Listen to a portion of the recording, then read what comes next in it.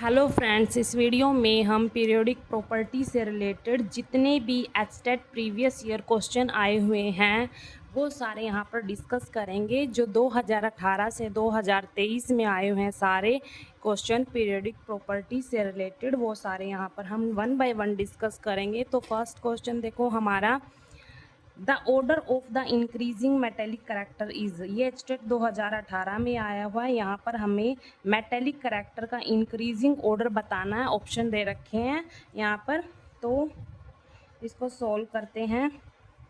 देखो यहाँ पर कौन कौन से एलिमेंट हैं। यहाँ पर एक सिलिकॉन, फॉस्फोरस, बेरिलियम, सोडियम और मैग्नीशियम। इनको हम पीरियोडिक टेबल के अकॉर्डिंग अरेंज कर लेते हैं। देखो यहाँ पर पहले क्या आएगा, सोडियम आएगा जैसे, ठीक है। फिर उसके बाद मैग्नीशियम, सिलिकॉन, फिर फॉस्फोरस। सोडियम, मैग्नीशियम, एल्यूमिनियम आता है लेकिन एल्यूमिनियम यहाँ पर है नहीं, तो सिलिकॉन, फिर उसके बाद फॉस्फोरस, ठीक है। और क्या रह गया, बेरिलियम रह गया। बेरिलियम कहाँ आएगा, मैग्नीशियम के जस्ट ऊपर बेरिलियम आता है, ठीक है। मैग्नीशियम के जस्ट ऊपर क्या आता है, बेरिलियम आता है।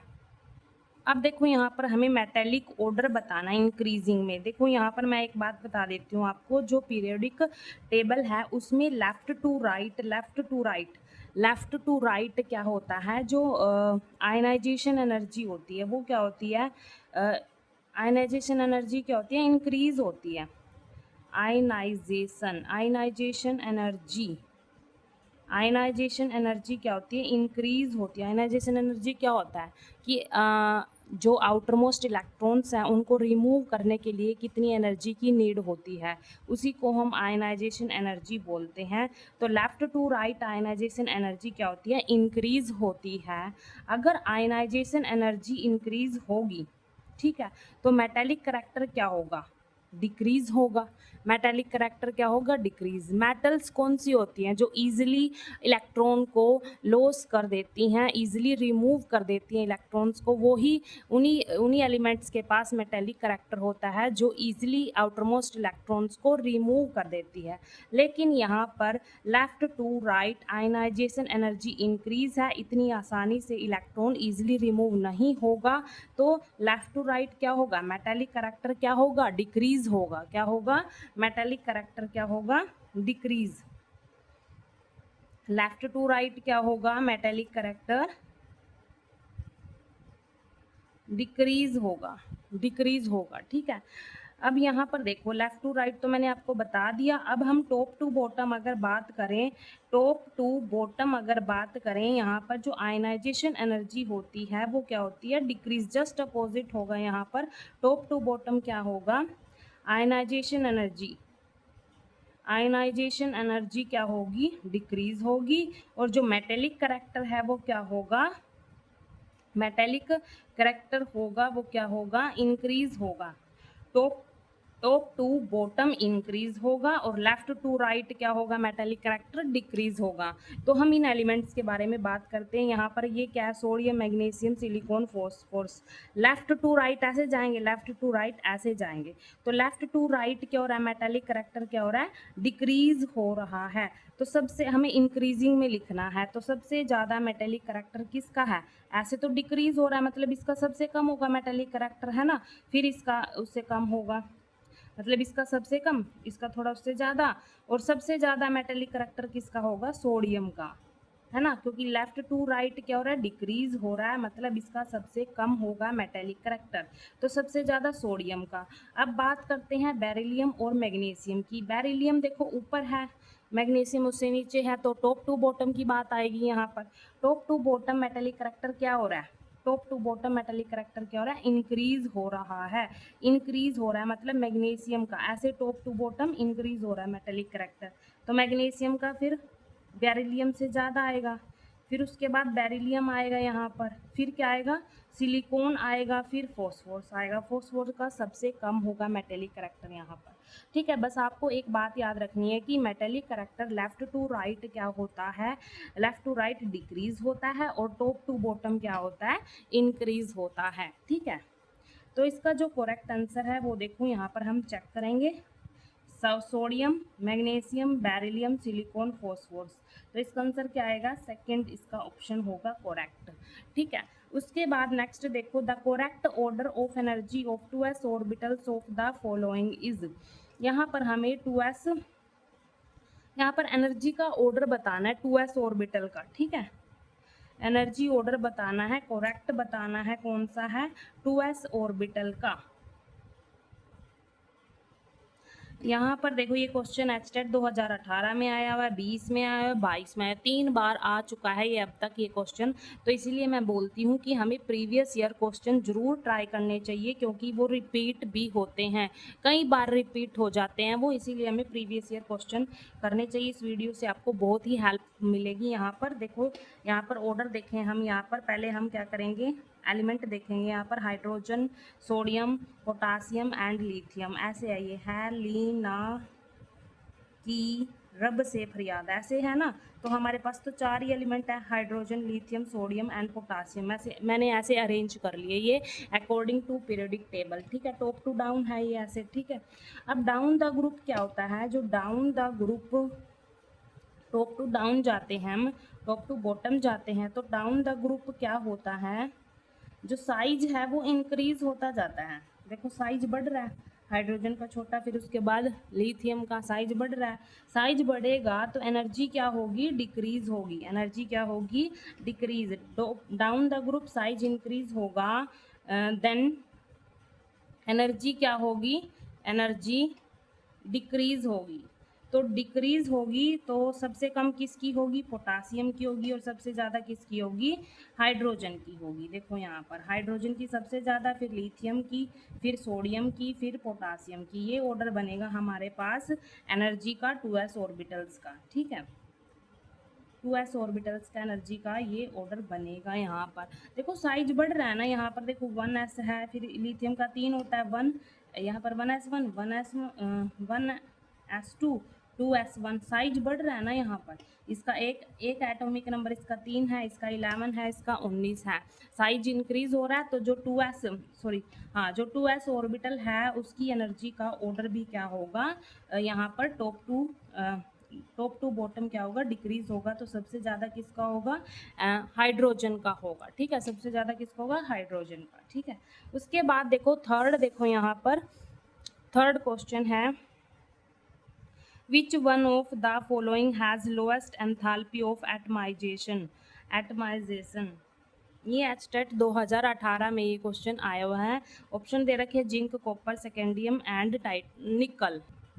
यहाँ पर एंथैल्पी ऑफ एटमाइजेशन का मतलब है कि किसी दूसरे एलिमेंट के साथ बॉन्ड बनाना। ठीक है, बॉन्ड बनाना।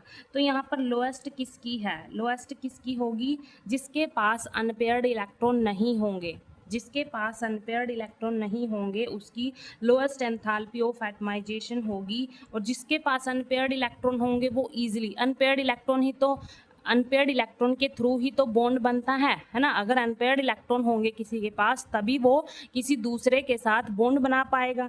लेकिन यहाँ पर देखो जिंक का क्या होता है, एटॉमिक नंबर क्या होता है, एटॉमिक नंबर 30 होता है। तो इसकी जो इलेक्ट्रॉनिक कॉन्फ़िगरेशन होती है वो 3d10 4s2 होती है, फुलफिल होती है। तो इसके पास एक भी अनपेयर्ड इलेक्ट्रॉन नहीं है, नो अनपेयर्ड इलेक्ट्रॉन। तो ये कोई भी बॉन्ड नहीं बना पाएगा, कोई भी बॉन्ड नहीं बना पाएगा। इसीलिए इसकी जिंक की क्या होती है, लोएस्ट एंथैल्पी ऑफ एटमाइजेशन होती है। तो इसका जो करेक्ट आंसर आएगा वो फर्स्ट आएगा, जिंक आएगा। ठीक है, उसके बाद ये एचटेट 2018 में एक क्वेश्चन आया हुआ है। उसके बाद है the correct order of increasing bond dissociation enthalpy among the following is. यहाँ पर हमें क्या बताना है, बॉन्ड डिसोसिएशन एनर्जी का ऑर्डर बताना है, इंक्रीजिंग, वो भी इंक्रीजिंग ऑर्डर बताना है। ये क्वेश्चन एचटेट 2018 में आया हुआ है। तो यहाँ पर हमें आयोडीन I2 दे रखा है, F2, Br2, Cl2 ये दे रखे हैं। तो इनके बीच का, जैसे यहाँ पर ये I2 है, I, ठीक है, ऐसे इनके बीच में जो ये बॉन्ड है ना, तो बॉन्ड टूटने में, बॉन्ड डिसोसिएशन एंथैल्पी का मतलब क्या है, इस बॉन्ड को ब्रेक करने में कितनी एनर्जी की नीड होगी, इसका मतलब ये है। ठीक है, जैसे एफ के बीच में बॉन्ड है, इस बॉन्ड को ब्रेक करने में यहाँ पर एनर्जी की कितनी नीड होगी, ये है इसका मतलब, ठीक है। तो हमें इंक्रीजिंग ऑर्डर बताना है यहाँ पर, ठीक है। देखो यहाँ पर, देखो यहाँ पर जो ये फ्लोरीन है, मान लो ये फ्लोरीन है, इसका जो साइज है वो बहुत ही छोटा है, तो इनके बीच में जो बॉन्ड होगा वो भी क्या होगा, स्मॉल बॉन्ड होगा, है ना। तो स्मॉल बॉन्ड होगा, देखो जितना ही छोटा बॉन्ड होता है उसको तोड़ने में, उसको ब्रेक करने में, उसको डिसोसिएट करने में ज़्यादा एनर्जी की नीड होती है, ठीक है, ज़्यादा एनर्जी की नीड होती है। अब यहाँ पर स्मॉल साइज फ्लोरीन का, तो इनके बीच में जो बॉन्ड है वो भी स्मॉल होगा, ठीक है। ऐसे ही क्लोरीन है, उनका इससे बड़ा साइज होता है, तो इनके बीच में इससे बड़ा बॉन्ड होगा, ऐसे होगा। यहाँ पर जैसे ब्रोमीन आ गया, उसका इससे बड़ा होता है ब्रोमीन का साइज, ऐसे साइज इंक्रीज होता है ना, टॉप टू बॉटम क्या होता है, साइज इंक्रीज होता है, तो बॉन्ड लेंथ भी क्या होती है, इंक्रीज होती है। ये जो बॉन्ड लेंथ होती है ये भी इंक्रीज होती है। मैंने आपको क्या बताया कि जितना ज़्यादा छोटा बॉन्ड उतनी ही ज़्यादा एनर्जी की नीड होगी उसको डिसोसिएट करने में, उसको ब्रेक करने में, तोड़ने में, ठीक है। अकॉर्डिंग टू रूल तो हमारे पास यही होगा कि जो F2 है, F2 की ज़्यादा होगी, फिर Cl2 की ज़्यादा होगी, फिर Br2 की ज़्यादा होगी, फिर I2 की। इस रूल के अकॉर्डिंग तो यही होगा, लेकिन ये गलत है, ऐसा नहीं हो सकता। यहाँ पर एक रीज़न है, देखो फ्लोरीन की सबसे, F2 की सबसे बॉन्ड डिसोसिएशन एनर्जी ज़्यादा नहीं होती। क्यों नहीं होती, यहाँ पर देखो, जो ये फ्लोरीन है यहाँ पर स्मॉल साइज तो है इसका, लेकिन यहाँ पर देखो स्मॉल साइज के साथ जो लोन पेयर है, यहाँ पर इसके पास लोन पेयर हैं,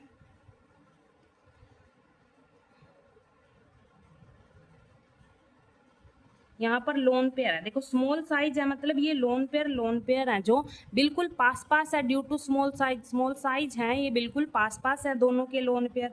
तो इन लोन पेयर के बीच में क्या हो जाती है, रिपल्सन हो जाती है। रिपल्सन के कारण इसकी जो बॉन्ड लेंथ है वो क्लोरीन से क्या हो जाती है, ज़्यादा होती है। देखो स्मॉल साइज, फ्लोरीन का स्मॉल साइज होने के कारण यहाँ पर लोन पेयर के बीच में रिपल्सन आ जाती है। इस रिपल्सन की वजह से जो ये बॉन्ड लेंथ है वो ज़्यादा हो जाती है देन Cl2। तो यहाँ पर जो करेक्ट ऑर्डर आएगा वो कौन सा आएगा, पहले आएगा यहाँ पर Cl2 का, फिर उसके बाद आएगा यहाँ पर देखो जो ये बॉन्ड लेंथ है वो क्लोरीन और ब्रोमीन Cl2 और Br2 से ज़्यादा हो जाती है। तो यहाँ पर जो ऑर्डर आएगा वो क्या आएगा, Cl2, पहले Cl2 को आएगा, फिर उसके बाद Br2 का, फिर उसके बाद F2 यहाँ पर आएगा थर्ड नंबर पर, फिर उसके बाद I2। मतलब यहाँ पर जो Cl और Cl है इसकी जो बॉन्ड लेंथ है, इसको डिसोसिएशन एनर्जी इसमें ज़्यादा लगेगी, इसको तोड़ने में ज़्यादा एनर्जी लगेगी, यहाँ पर मैंने बताया, ठीक है। ये F2 यहाँ पर लास्ट में क्यों आया, मतलब लास्ट सेकंड में क्यों आया, ये मैंने आपको रीज़न बता दिया, due to lone pair repulsion. According to rule तो हमारे पास ये ऑर्डर होना चाहिए था, लेकिन ये गलत है, ऐसा नहीं हो सकता। यहाँ पर क्या होता है, due to lone pair repulsion, यहाँ पर इसकी जो बॉन्ड लेंथ है वो इंक्रीज हो जाती है। किससे ज़्यादा हो जाती है, Cl2 और Br2 की बॉन्ड लेंथ से ज़्यादा हो जाती है, इसीलिए इसको ब्रेक करने में, इसकी बॉन्ड लेंथ को, इसके बॉन्ड को ब्रेक करने में कम एनर्जी की नीड होती है। तो सबसे ज़्यादा एनर्जी की नीड किस में होती है, Cl2 में, फिर उसके बाद Br2 में, फिर F2 में, फिर I2 में। तो इसका जो करेक्ट आंसर है वो देख लेते हैं हम। देखो Cl2 कहाँ पर है, ये Cl2 है, फिर ये Br2, फिर ये F2, फिर I2, मतलब इसका first option is correct answer, ठीक है। ये HTET 2018 में क्वेश्चन आया हुआ है। उसके बाद फिफ्थ क्वेश्चन देखो,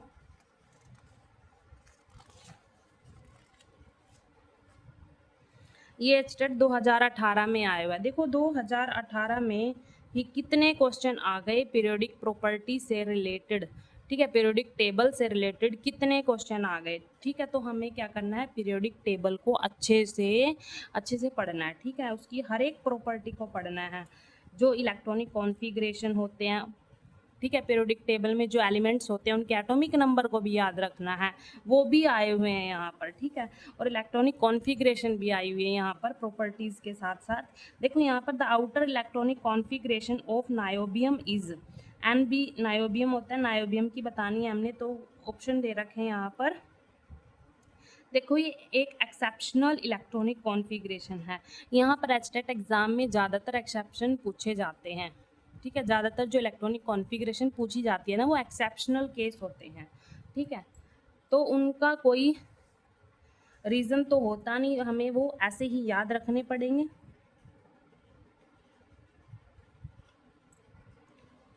देखो यहाँ पर जो नायोबियम होता है उसका जो एटॉमिक नंबर होता है वो कितना होता है, 41 होता है।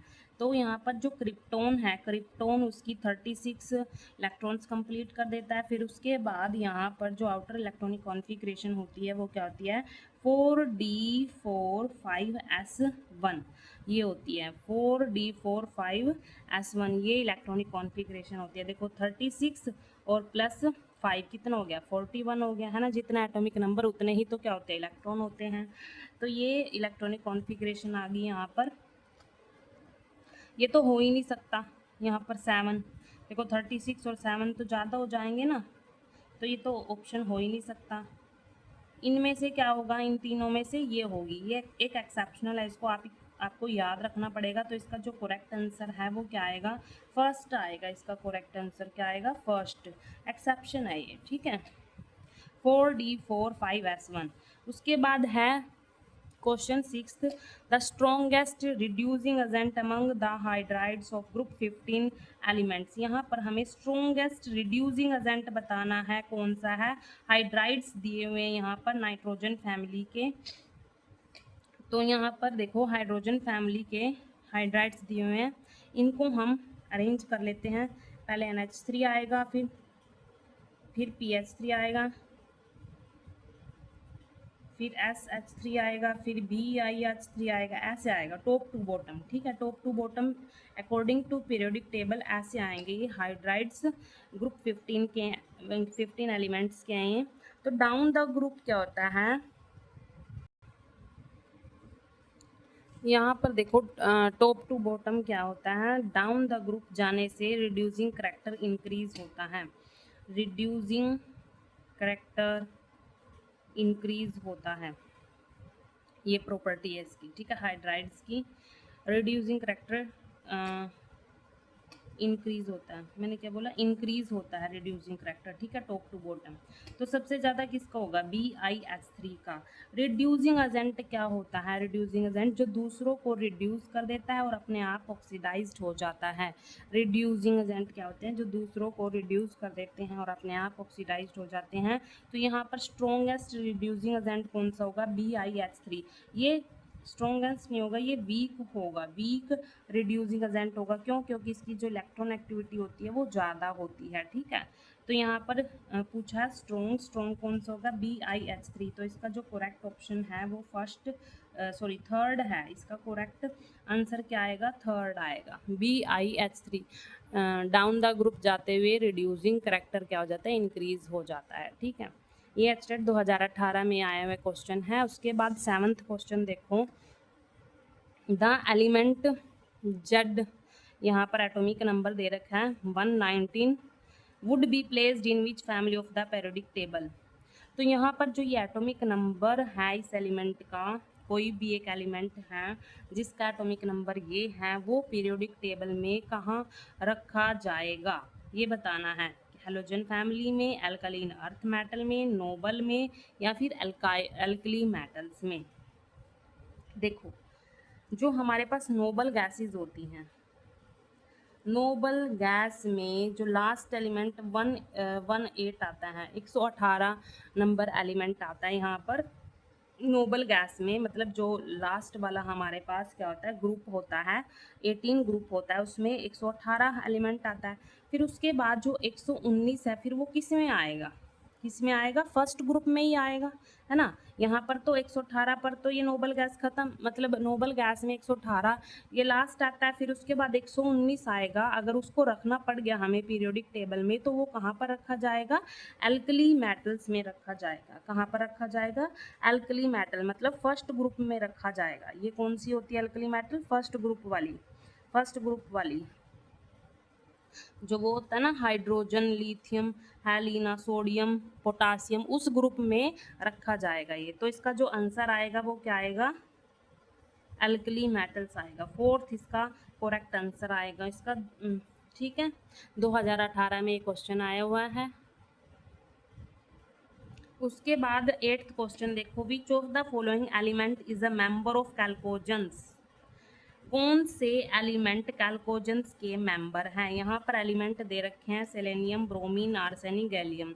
ठीक है, तो ये दे रखे हैं। तो जो ग्रुप 16 होता है पीरियोडिक टेबल में, जो ग्रुप 16 होता है, 16 कौन सा होता है, ऑक्सीजन, सल्फर, सेलेनियम, है ना, टेलेनियम, पोलोनियम, ये। ठीक है, ये क्या होता है, ग्रुप 16 के एलिमेंट्स होते हैं ऐसे। ये सारे, इन सबको हम क्या बोलते हैं, कैल्कोजेंस बोलते हैं, कैल्कोजेंस बोलते हैं। तो यहाँ पर ऑप्शन में देखो इनमें से कौन सा है, सेलेनियम है।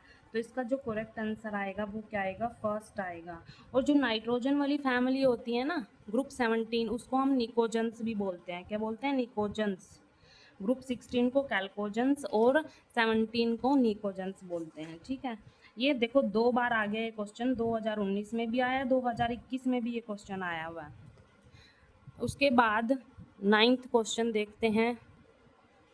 Mixed metal alloy consist of 95% of which of the following metals. यहाँ पर कौन सी मेटल्स होंगी ये मिक्स्ड मेटल एलॉय, जिसमें 95% होता है, कंसिस्ट होता है इसमें मिक्स्ड मेटल एलॉय, वो किस में आएगा, ट्रांजिशन मेटल्स में आएगा, लैंथेनोइड में आएगा, एक्टिनोइड में, अल्कलीन अर्थ मेटल में, किस में आएगा वो किस में आएगा, वो लैंथेनोइड मेटल्स में आता है। किस में आता है, ये आपको याद रखना है, ये थ्योरी क्वेश्चन है, ये लैंथेनोइड मेटल में आता है। ये एचटेट 2019 में आया हुआ क्वेश्चन है। ठीक है, इसका आंसर क्या आएगा, सेकंड, लैंथेनोइड मेटल्स में ये आएंगे, जिसमें 95% क्या होता है, मिक्स्ड मेटल एलॉय होता है।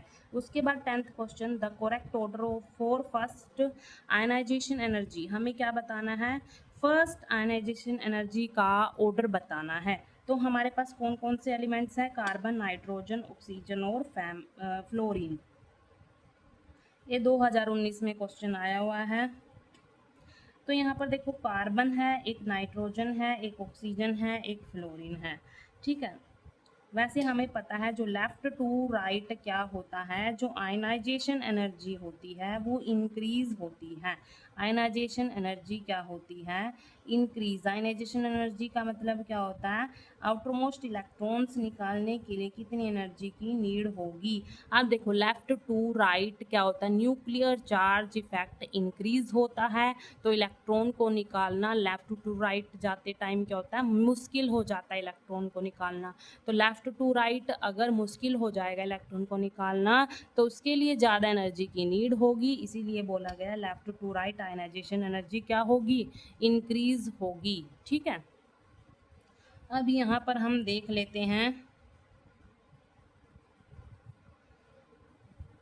इनकी, एक तो ये हमारे पास हमें पता लेफ्ट टू राइट इंक्रीज होगी। अब इनकी जो इलेक्ट्रॉनिक कॉन्फ़िगरेशन है उसको भी देखते हैं यहाँ पर लिख के। देखो इसकी क्या होती है, कार्बन की 1s2 2s2 2p2, और इसकी क्या होती है 1s2 2s2 2p3, है ना, 7 होता है ना इसका एटॉमिक नंबर, इसका 8 होता है। इसकी क्या आएगी 1s2 2s2 2p4, और इसकी क्या होगी लास्ट में क्या आ जाएगा इसमें 1s2 2s2 2p5, ये आएगा। अब देखो left to right ionisation energy क्या होगी, इंक्रीज। वो भी फर्स्ट की बात कर रहे हैं, मतलब जब एक ही इलेक्ट्रॉन रिमूव करना है उस टाइम की बात कर रहे हैं। तो सबसे ज़्यादा किसकी होगी, फ्लोरीन की होगी। अब हमें क्या देखना है, according to rule, left to right according to rule, तो हमें पता है यहाँ पर फ्लोरीन के बाद ऑक्सीजन की होगी, है ना एनर्जी। फ्लोरीन के बाद क्या आएगा, ऑक्सीजन आएगा, लेकिन ऐसा नहीं है। हमें क्या देखना है, इसकी जो कॉन्फ़िगरेशन है आउटरमोस्ट सेल में, यहाँ पर जो इलेक्ट्रॉन है ये वाले, देखो यहाँ पर पी में ये क्या है, हाफ फील्ड है ये। और मैंने जो हाफ फील्ड ऑर्बिटल्स होते हैं या फिर फुल फिल्ड ऑर्बिटल होते हैं। दोबारा सुनो, जो हाफ फिल्ड ऑर्बिटल और जो फुल फिल्ड ऑर्बिटल होते हैं वो क्या होते हैं, स्टेबल होते हैं। उनमें से इलेक्ट्रॉन निकालना ज़्यादा मुश्किल होता है, ज़्यादा एनर्जी की नीड होती है, वो स्टेबल होते हैं। ठीक है, तो यहाँ पर क्या आएगा, 2p3 है। 2p3 मतलब p में क्या आते हैं, 3 ऑर्बिटल और तीनों में एकक इलेक्ट्रॉन है। हाफ फिल्ड है मतलब ये स्टेबल है यहाँ पर, और ये क्या है, 4 है यहाँ पर। तो ठीक है, अब इसमें से इलेक्ट्रॉन निकालना, क्योंकि ये स्टेबल है, इसमें से इलेक्ट्रॉन निकालना मुश्किल है, तो इसीलिए ऑक्सीजन के कंपैरिजन में इसमें इलेक्ट्रॉन निकालने के लिए ज़्यादा एनर्जी की नीड होगी। तो फ्लोरीन के बाद क्या आएगा, नाइट्रोजन आ जाएगा, फिर उसके बाद ऑक्सीजन। हमने क्या देखना है, नाइट्रोजन और ऑक्सीजन में देखना है यहाँ पर, ये ही मेन पॉइंट था यहाँ पर। नाइट्रोजन और ऑक्सीजन में किसका ज़्यादा होगा, नाइट्रोजन का होगा, क्योंकि ये स्टेबल होती है इसकी इलेक्ट्रॉनिक कॉन्फ़िगरेशन यहाँ पर, इसीलिए यहाँ पर इसकी आयनाइजेशन एनर्जी इंक्रीज होती है देन ऑक्सीजन। सबसे ज़्यादा तो फ्लोरीन की होगी, ये तो हमें पता है, क्योंकि लेफ्ट टू राइट इंक्रीज हो रही है। ठीक है, फिर उसके बाद लास्ट में कार्बन। तो ये ऑर्डर आएगा हमारे पास। तो चेक कर लेते हैं किसमें है। देखो, फ्लोरीन, नाइट्रोजन, ऑक्सीजन, कार्बन, तो आंसर क्या आएगा, फोर्थ आंसर आएगा, फोर्थ इसका आंसर आएगा। उसके बाद नेक्स्ट क्वेश्चन देखते हैं, which is the correct statement for pH3। pH3 के लिए हमारे पास ये हाइड्राइड है फॉस्फोरस का, इसके लिए हमें करेक्ट स्टेटमेंट बतानी है। 4 ऑप्शन दे रखे हैं, ये एचटेट 2020 में क्वेश्चन आया हुआ है। First option, it is less basic than NH3। Second है, it is less poisonous than NH3।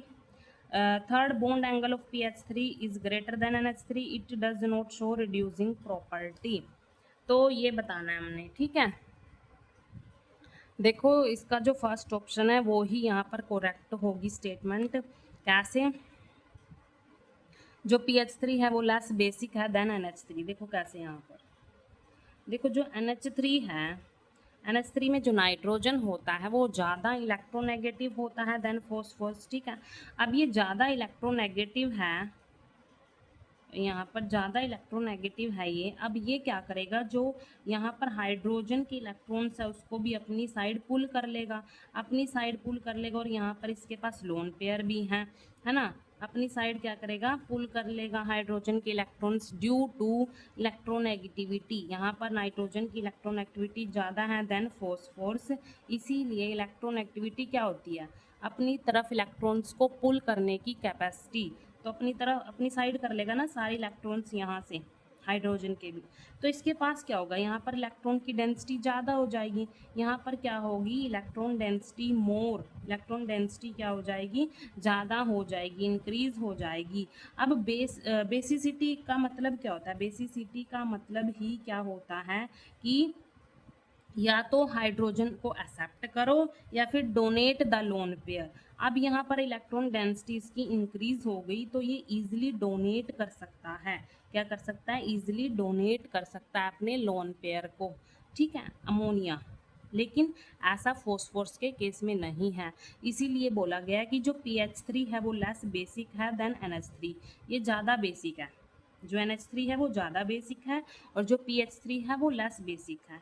मैंने आपको रीज़न बता दिया है, नाइट्रोजन की इलेक्ट्रोनेगेटिविटी की वजह से ये अपने लोन पेयर को डोनेट कर देता है, क्योंकि इसके पास इलेक्ट्रॉन डेंसिटी क्या हो जाती है, इंक्रीज हो जाती है, ये ज़्यादा बेसिक हो जाता है NH3, इसीलिए pH3 क्या होता है, लेस बेसिक होता है। तो इसका आंसर क्या आएगा, फर्स्ट आएगा इसका करेक्ट आंसर। अच्छा, ठीक है, फर्स्ट ही आएगा, it is less poisonous than NH3, ये ट्रू नहीं है। बॉन्ड एंगल किसका ज़्यादा होता है, NH3 का ज़्यादा है, ये भी गलत है। ये रिड्यूसिंग प्रॉपर्टी भी शो करता है, pH3 जो pH3 है वो रिड्यूसिंग प्रॉपर्टी शो करता है। ठीक है, देखो नाइट्रोजन के कंपैरिजन में कम करे लेकिन शो करता है, लेकिन इन्होंने तो यहाँ पर लिखा हुआ डज नॉट शो, है ना, बिल्कुल भी नहीं शो करता, लेकिन शो करता है, कम करता हो नाइट्रोजन के कंपैरिजन में लेकिन शो करता है यहाँ पर रिड्यूसिंग प्रॉपर्टी ये। तो इसका जो करेक्ट ऑप्शन क्या आएगा, it is less basic than NH3, जो pH3 होता है वो लेस बेसिक होता है देन NH3, NH3 ज़्यादा बेसिक होता है। ठीक है, उसके बाद नेक्स्ट क्वेश्चन देखो 12th, which of the following properties of alkali metal increase as the atomic number rises. Alkali metal कौन सी होती हैं? देखो एल्कली मेटल्स कौन सी होती है हमारे पास, कौन सी होती है एल्कली मेटल? जो फर्स्ट ग्रुप होता है, जो हमारे पास फर्स्ट ग्रुप होता है वो सभी फर्स्ट ग्रुप के सारे एलिमेंट्स एल्कली मेटल होते हैं। कौन कौन से आएंगे उसमें? Hydrogen, lithium, sodium, potassium, rubidium, caesium, francium, ठीक है, ये आते हैं, ये सारे अल्कली मेटल हैं। ठीक है, अब हमें क्या देखना है इसमें? Alkali metal increase as the atomic number rises. भी इन प्रॉपर्टी में से कौन सी प्रॉपर्टी इंक्रीज होती है जैसे जैसे एटॉमिक नंबर इंक्रीज होता है? टॉप टू डाउन क्या होता है? एटॉमिक नंबर इंक्रीज होता है। तो इन प्रॉपर्टीज में से हमें चेक करना है कि टॉप टू बॉटम कौन कौन सी इंक्रीज हो रही है।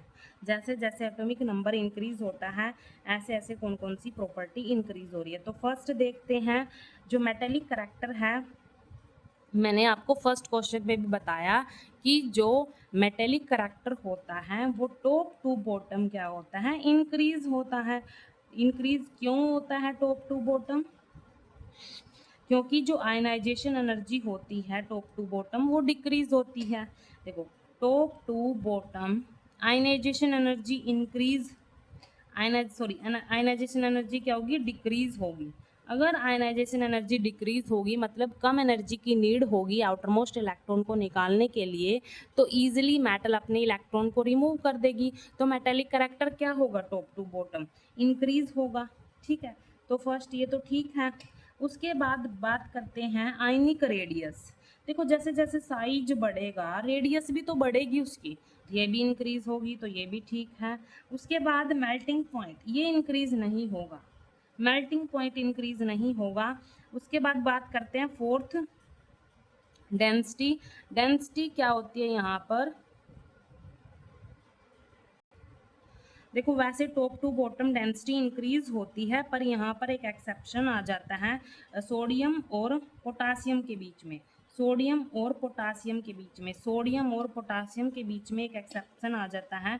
अकॉर्डिंग टू रूल तो यहाँ पर पोटासियम की डेंसिटी ज़्यादा होनी चाहिए, लेकिन एक्सेप्शन आ जाता है यहाँ पर सोडियम की डेंसिटी क्या होती है? ज़्यादा हो जाती है, इसीलिए ये नहीं होगा इसका और ना ही ये होगा। ठीक है, क्योंकि इस एक्सेप्शन की वजह से ये भी नहीं होगा। उसके बाद आयनाइजेशन एंथैल्पी मैंने आपको बता दिया है। आयनाइजेशन एंथैल्पी क्या होती है?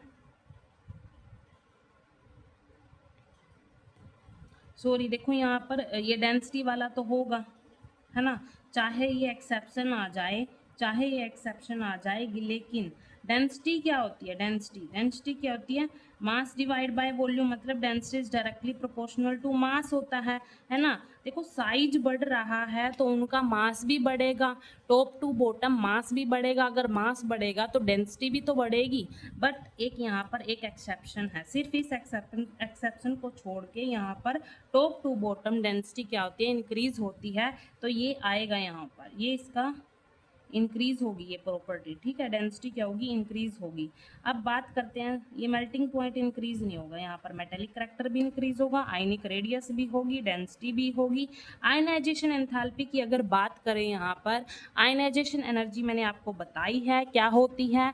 आउटर मोस्ट इलेक्ट्रॉन्स को रिमूव करने के लिए कितनी एनर्जी की नीड हो वो क्या होती है? आयनाइजेशन एनर्जी होती है। अब देखो यहाँ पर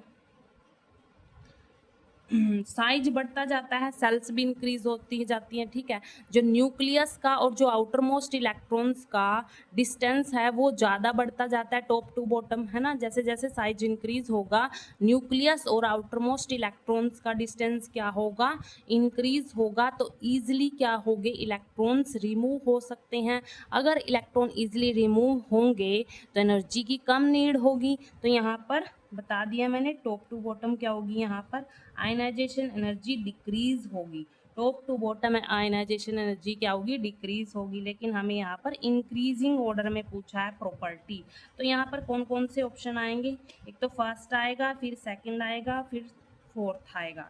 कौन कौन से आएंगे? फर्स्ट, मतलब फर्स्ट आएगा यहाँ पर, फर्स्ट, फिर सेकंड, और कौन सा आएगा?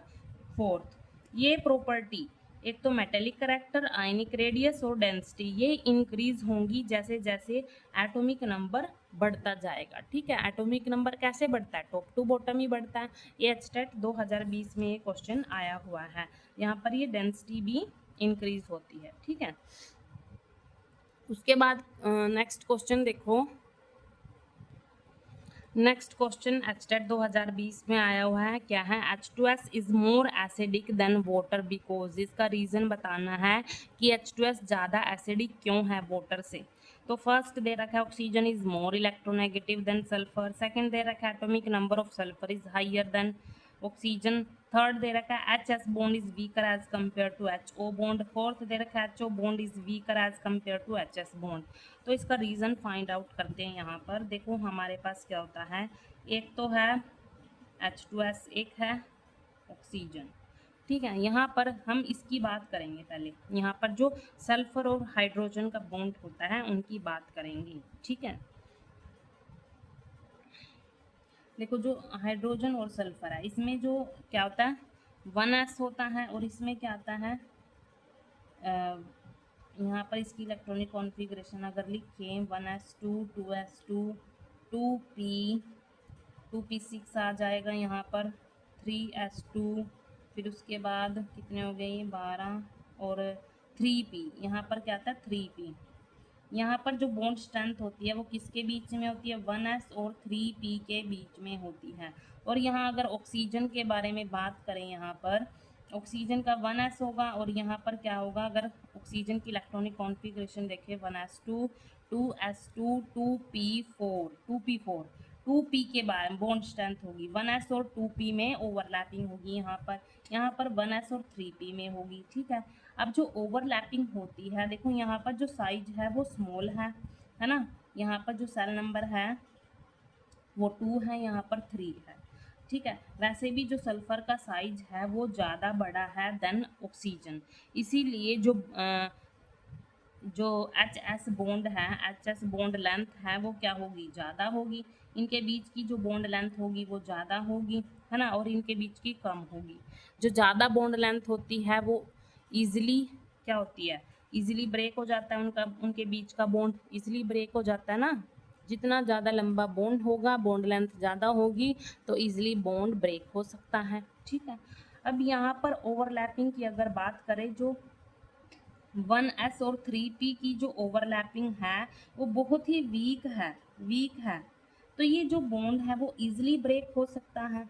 अब इन्होंने क्या पूछा, एसिडिक का रीज़न, एसिड कौन से होते हैं, जो H+ को इजीली रिलीज कर देते हैं। अभी मैंने आपको बताया due to larger size and this overlapping की जो स्ट्रेंथ है वो वीक है, इससे इससे वीक है, ये स्ट्रॉन्ग है, इनके बीच की जो स्ट्रेंथ है वो ओवरलैपिंग है वो स्ट्रॉन्ग है, और इनके बीच की जो ओवरलैपिंग है वो वीक है मतलब इनके बीच का हाइड्रोजन और सल्फर के बीच का जो बॉन्ड है वो वीक है, वो ईजिली H+ को यहाँ से रिलीज कर देंगे, ईजिली रिलीज कर देंगे H+ को। एसिड कौन से होते हैं, जो H+ को ईजिली रिलीज कर देते हैं वो ही होते हैं। ठीक है, तो इनका रीज़न क्या है, यहाँ पर थर्ड इसका रीज़न आएगा, जो HS बॉन्ड है वो वीक है as compare to HO bond. ठीक है, वीक क्यों हुआ मैंने आपको बता दिया, due to larger size of sulphur, larger size की वजह से इसकी बॉन्ड लेंथ इंक्रीज होगी, बॉन्ड लेंथ जो इंक्रीज होती है, जैसे एक तो बड़ी डंडी होती है, एक छोटी डंडी होती है, मान लो जो बड़ी डंडी होती है उसको हम इजीली तोड़ सकते हैं ना, ऐसे यहाँ पर केस है, जो छोटी डंडी है, जैसे छोटा सा पेन है, इसको हम तोड़ नहीं सकते, ज़्यादा एनर्जी की नीड होती है। ठीक है, तो इसकी जो बॉन्ड लेंथ है, मतलब बॉन्ड है जो, उसको हम ईजिली यहाँ पर ब्रेक कर सकते हैं, और यहाँ से अगर ये बॉन्ड ब्रेक होगा तो H+ यहाँ से रिलीज हो जाएगा, इसीलिए इसको बोला गया है कि ये ज़्यादा एसिडिक है। और इनकी ओवरलैपिंग की अगर बात करें, ओवरलैपिंग भी इनकी वीक होती है, ईजिली यहाँ पर ईजिली ये बॉन्ड ब्रेक हो सकता है, और यहाँ से H+ रिलीज हो सकता है, इसीलिए बोला गया H2S is more acidic then water. तो इसका जो करेक्ट आंसर आएगा वो थर्ड आएगा, इसका रीज़न क्या आएगा, third, HS bond is weaker as compare to HO bond. ठीक है, उसके बाद 14 क्वेश्चन देखो, 14th question, select the correct order of acidic strength of following oxides. देखो यहाँ पर हमें ये ऑक्साइड्स दे रखे हैं, तो हमें एसिडिक स्ट्रेंथ चेक करनी है, करेक्ट ऑर्डर बताना है। तो यहाँ पर देखो कई बार क्या होता है, जो ऑक्साइड्स होते हैं अगर उनकी एसिडिक स्ट्रेंथ चेक करनी होती है तो जो उनका हम क्या करते हैं, जो सेंट्रल एटम होता है उसका ऑक्सीडेशन नंबर निकाल लेते हैं। ऑक्सीडेशन नंबर होता है जो वो डायरेक्टली प्रोपोर्शनल होता है एसिडिक स्ट्रेंथ के। एसिडिक स्ट्रेंथ के oxidation number is directly proportional to acidic strength, ये होता है। तो हम इन सब का ऑक्सीडेशन नंबर यहाँ पर निकाल लेंगे। देखो यहाँ पर क्या आएगा, इसका आएगा +4 आएगा सल्फर का, यहाँ पर +6 आएगा, और यहाँ पर क्या आएगा, यहाँ पर ये क्योंकि ऑक्सीजन पे -2 होता है ना, तो 2 ऑक्सीजन है तो इसलिए +4 आ जाएगा। देखो ऑक्सीडेशन नंबर कैसे निकालते हैं, जैसे SO2 का एक का निकाल के दिखा देती हूँ मैं आपको। सल्फर का निकालना है तो उसको एक्सपोर्ट करेंगे, ऑक्सीजन पर जो चार्ज होता है -2, और कितने ऑक्सीजन है, 2 हैं, इक्वल में 0, x - 4 = 0, x = +4, ऐसे ही सबका निकालेंगे। ठीक है, तो इसका +6 आएगा, इसका क्या आएगा, +4 आ जाएगा। और यहाँ पर सीजियम ऑक्साइड है जो यहाँ पर, इसका आएगा +1, इसका आएगा +1, इसका भी +1, इसका भी +1 आएगा। ठीक है, क्योंकि ये 2 है ना। देखो यहाँ पर सीजियम 2 है तो 2 एक्सपोर्ट कर लेंगे यहाँ पर। तो CO2 है, इसका क्या आएगा, यहाँ पर +4 आ जाएगा, इसका इसका आएगा +5 आएगा, इसका आएगा +3, इसका क्या आएगा +6 आएगा, इसका +4, इसका आएगा +3 आ जाएगा इसका। अब मैंने क्या बोला, जितनी ज़्यादा ऑक्सीडेशन नंबर उतना ही ज़्यादा एसिडिक। अब यहाँ पर ऑर्डर चेक कर लो, देखो ये तो 4 है, ये 6 है, ये तो करेक्ट ऑर्डर नहीं है। यहाँ पर सबकी सेम है, यहाँ पर भी ये करेक्ट नहीं है, यहाँ पर 4 है, यहाँ 5, यहाँ 3। अब देखो करेक्ट ऑर्डर, यहाँ पर +6 है, ज़्यादा ऑक्सीडेशन नंबर है तो ज़्यादा एसिड ये होगा, फिर उसके बाद कम +4 है, फिर ये होगा, फिर ये होगा। तो इसका आंसर क्या आएगा, 4th आएगा इसका आंसर। ठीक है, तो ये एचटेट 2020 में एक क्वेश्चन आया हुआ है। उसके बाद नेक्स्ट क्वेश्चन देखो, identify the correct statement of for elemental sodium. जो एलिमेंट होता है ना, सोडियम होता है, उसके बारे में हमें करेक्ट स्टेटमेंट बतानी है, और ये एचटेट 2020 में एक क्वेश्चन आया हुआ है। फर्स्ट है, it is a strong oxidising agent. Strong oxidising agent, it can be extracted by electrolysis of aqueous solution। Third है, its density is lower than potassium. नहीं, ये मैंने आपको अभी भी बताया था, इसकी डेंसिटी क्या होती है, सोडियम की ज़्यादा होती है, तो ये तो गलत होगी। It is easily oxidised, it is easily oxidised, it is easily oxidised. तो इनमें से करेक्ट स्टेटमेंट होगी यहाँ पर, ये जल्दी ऑक्सीडाइज्ड हो जाता है। 4th आएगा यहाँ पर। इसकी डेंसिटी तो वो एक्सेप्शन में मैंने आपको बताई। ठीक है, वैसे डेंसिटी टॉप टू बॉटम क्या होती है, इंक्रीज होती है, लेकिन एक्सेप्शन की वजह से यहाँ पर सोडियम की ज़्यादा हो जाती है, लेकिन ये गलत लिखा हुआ है। इट इज़, ये स्ट्रॉन्ग ऑक्सीडाइजिंग नहीं होता, ये रिड्यूसिंग एजेंट होता है। इट कैन बी एक्सट्रैक्टेड, इसको हम ऐसे एक्सट्रैक्ट नहीं कर सकते, तो इसका 4th ऑप्शन आएगा। ठीक है, यहाँ पर 4th आएगा ये। उसके बाद 16 क्वेश्चन देखो, consider the following ionisation reactions with reference to boron. हमें यहाँ पर आयनाइजेशन का करेक्ट ऑर्डर बताना है, आयनाइजेशन एनर्जी का, और रेफरेंस के लिए हमें बोरोन लेके चलना है। देखो बोरोन का जो एटॉमिक नंबर होता है वो 5 होता है। ठीक है, अब इसकी इलेक्ट्रॉनिक कॉन्फ़िगरेशन क्या है, 1s2, 2s2 और 2p1, ये है। ठीक है, अब देखो यहाँ पर ये हमें रिएक्शन करके दिखा रखी है कि जो फर्स्ट आयनाइजेशन, जब हम आयनाइजेशन एनर्जी का मतलब क्या, आउटर मोस्ट इलेक्ट्रॉन्स निकालने के लिए कितनी एनर्जी की नीड होगी। देखो आउटर मोस्ट में ये है फर्स्ट इलेक्ट्रॉन। ठीक है, पहले हम इसको रिमूव करेंगे, तो इसको हमें, जैसे बोरोन है, यहाँ पर एक इलेक्ट्रॉन को रिमूव कर दिया, एक इलेक्ट्रॉन को रिमूव कर दिया, तो इसके पास कितने बचे, अब 1s2, 2s2 बचे, है ना। जैसे अगर मैं यहाँ पर बात करूँ, ये न्यूक्लियस है यहाँ पर, और ये न्यूक्लियस है। ठीक है, आउटर मोस्ट में पहले कितने इलेक्ट्रॉन, 2 आएंगे, फिर उसके बाद कितने आएंगे, 1 2 3, कितने हैं यहाँ पर, 5 है। ठीक है, ऐसे आएंगे 1 2 3, ऐसे आएंगे। देखो न्यूक्लियस के पास ये इलेक्ट्रॉन्स ज़्यादा हैं, फिर ये इलेक्ट्रॉन्स हैं, जितने ज़्यादा जो आउटर मोस्ट इलेक्ट्रॉन्स हैं न्यूक्लियस से दूर होंगे उतनी ईजिली वो रिमूव हो जाते हैं, ये केस होता है। ठीक है, अब यहाँ पर देखो जो फर्स्ट आयनाइजेशन एनर्जी है वो कम होती है। फर्स्ट आयनाइजेशन एनर्जी क्या होती है, हमेशा कम होती है, फिर उससे थोड़ी ज़्यादा सेकंड होती है, फिर उससे थोड़ी ज़्यादा थर्ड आयनाइजेशन एनर्जी होती है। ऐसा रीज़न क्यों है, देखो यहाँ पर जो ये इलेक्ट्रॉन बचे हैं ना, ये न्यूक्लियस के ज़्यादा पास है। अब इनमें से इलेक्ट्रॉन्स निकालना क्या हो गया, मुश्किल हो गया।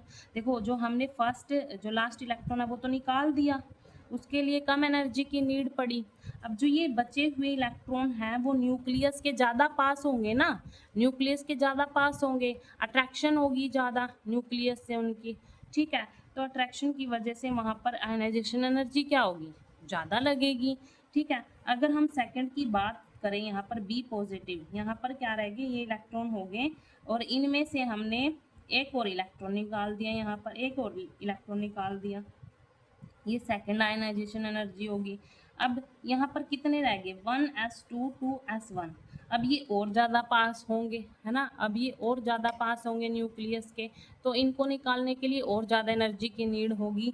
तो जैसे जैसे आयनाइजेशन एनर्जी जो हमारे पास फर्स्ट सेकंड थर्ड ऐसे होगी तो वो इंक्रीज़ होती जाएगी, हमेशा इंक्रीज़ होती जाएगी।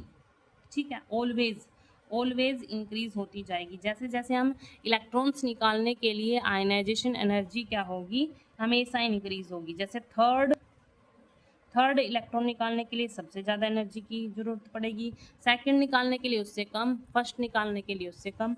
तो यहाँ पर जो आयनाइजेशन एनर्जी का ऑर्डर है वो क्या होगा, A3 A2 A1, ये होगा A3 A2 A1।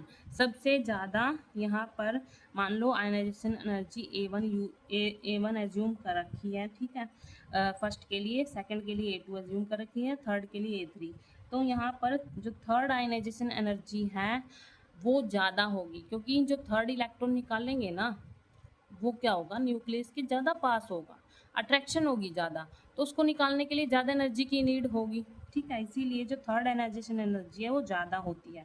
फर्स्ट में क्या होता है, आउटर मोस्ट में है, इलेक्ट्रॉन से न्यूक्लियस से दूर है जो ये आउटर मोस्ट इलेक्ट्रॉन, वो ईजिली रिमूव हो जाता है फर्स्ट में, इतनी एनर्जी की नीड नहीं होती। ठीक है, तो ऑर्डर क्या होगा, थर्ड वाली, फिर सेकंड, फिर फर्स्ट, इसका थर्ड आंसर आएगा। ठीक है, क्या आएगा इसका, थर्ड आंसर आएगा इसका। ये एचटेट 2020 में ये क्वेश्चन आया हुआ है।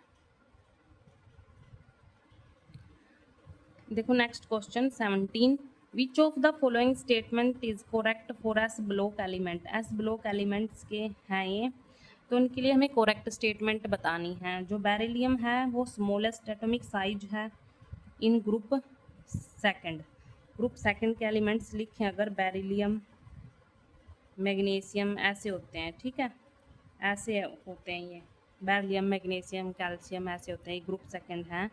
तो स्मॉलेस्ट साइज है ये ग्रुप सेकंड का स्मॉलेस्ट साइज है, यही करेक्ट होगी इसकी स्टेटमेंट। आंसर क्या आ गया, फर्स्ट आ गया, पहली स्टेटमेंट करेक्ट होगी इसकी। ग्रुप सेकंड का पूछा है तो ग्रुप सेकंड का जो स्मॉलेस्ट साइज का एलिमेंट होता है वो बेरिलियम ही होता है। ठीक है, ये लिथियम इज मोस्ट मोटेलिक, ये भी नहीं। Magnesium impart red colour to the flame, ये भी गलत है। Caesium is most reducing in water, ये भी गलत है। तो करेक्ट स्टेटमेंट क्या होगी, फर्स्ट होगी, beryllium has smallest atomic size in group second. ये एचटेट 2020 में ये क्वेश्चन आया हुआ है। तो यहाँ तक हमने 17 क्वेश्चन कर लिए, उसके बाद नेक्स्ट 17 क्वेश्चन करेंगे हम, 18 से स्टार्ट करेंगे।